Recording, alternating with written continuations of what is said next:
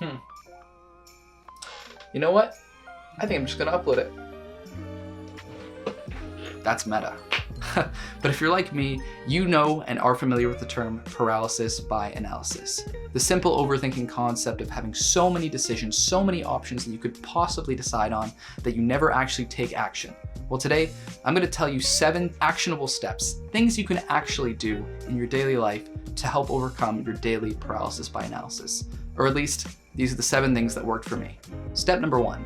Restructure your goal into actionable steps. Breaking down a big goal into actionable steps makes it much more manageable and also allows you to time allocate a lot of the steps that you can do to achieving that goal over a long period of time. See, if you're the type of person that has a very hard time making decisions, like myself, I'm very indecisive, breaking down a 6-month goal into weekly sprints that get you to that goal into actionable steps, that is a lot more manageable and quite frankly less daunting than just saying, this is my 6-month goal.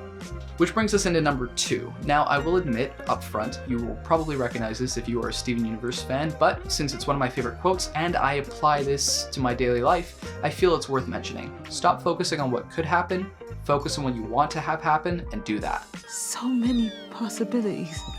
Now, this is actually a really practical piece of advice.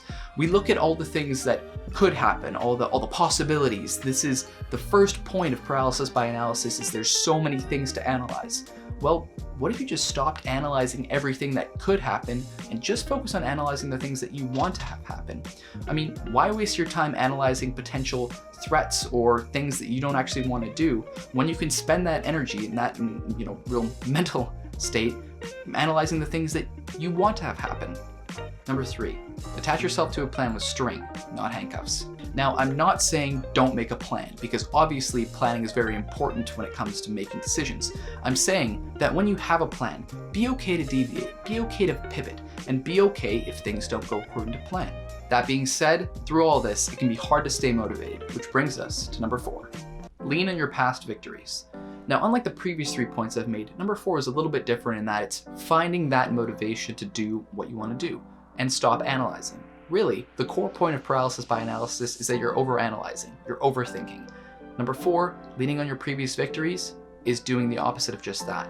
Thinking about what you've already done. The past is solid and the future is fluid. So lean on your past victories. Think about the things that you've done right in the past. Think about the achievements that you've made to get to this point. And use that for motivation when it comes to making your decisions going forward. Because the thing is, you know what your victories are. You know what's worked well in the past. So if you use that same logic going forward, while reducing your scope of all the analysis, you can really make solid decisions in the long run and short term. All right, we are over halfway through the list now. I hope you've been paying attention. Number 5, have patience for results, but know when to pivot. Is not giving up the same thing as not failing? Well, no, in this case, because the thing is, you might not have results right away. There are going to be situations in your life where you're going to be putting in effort for a long time before you start to see the results. It's like people always say, it took me 15 years to become an overnight sensation, or some variation of that. And that's great. Monitoring that progress is an essential part of overcoming your paralysis by analysis because it encourages healthy decision making. But if we break that down to the second half, if you're not seeing that actionable goal actually have achievable steps happen, well, then maybe it's time to pivot. Maybe it's time to try something different, switch up your strategy, try something that you haven't done before. See what works, because if you aren't seeing the progress that you want in the time that you're expecting, and you've left it a little bit longer and you're still not seeing those results, it's definitely time to do something that you're not doing currently, and maybe it's time to stop doing something that you are doing currently. Penultimate step, number 6. Document your progress, no matter how small. One of my biggest goals this year for me personally as a software engineer was to start learning back-end development. Now, you don't actually have to know what back-end development is. I'm just using that as the current goal, which I have just achieved. Now, if you've been watching the video thus far and have been wondering to yourself, why does he have 2 calendars behind him? Here's your answer.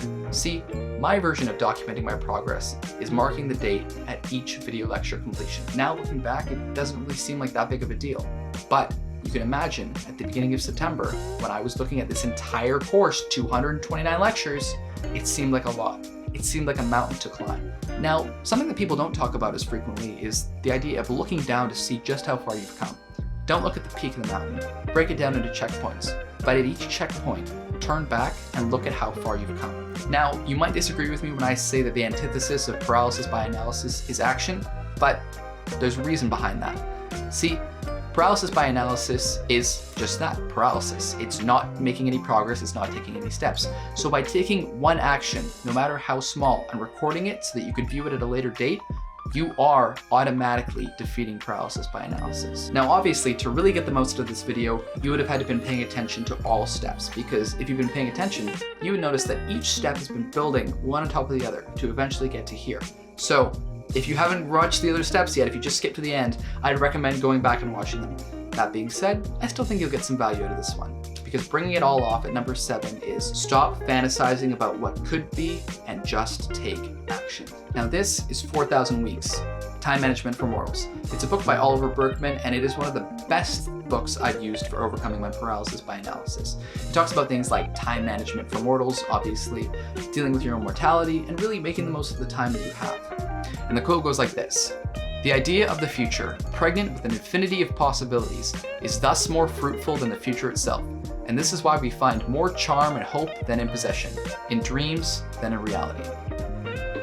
Now that awesome quote by Henry Bergson really illustrates point number 7 that I'm trying to make.